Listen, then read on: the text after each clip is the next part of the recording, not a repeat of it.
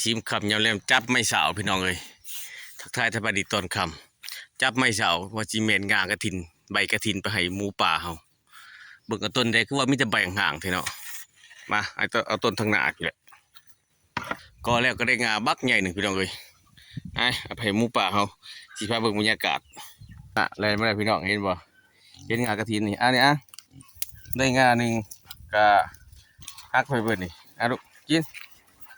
นี่อันนี้ก็เป็นหมูป่าเด้อพี่น้องเด้อเลี้ยงอยู่สวนเขาจะหัดให้กินใบไม้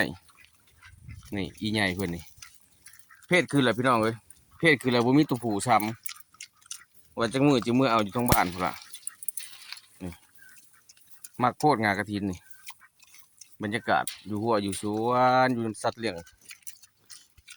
ชัดสาบาสิงพี่น้องกินใบกระถินโคตรเพิ่นมักเลยล่ะนี่เลี้ยงง่าย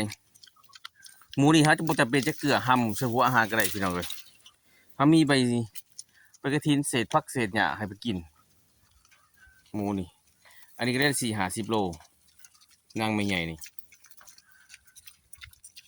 40-50พุ่นละ60พุ่นแหละพี่น้องเลยโตจะใหญ่เลยตัวนี้ประมาณ20 ปลาย30 โลตัวเลี้ยงอยู่สวนบ่ได้แยงงามพี่น้อง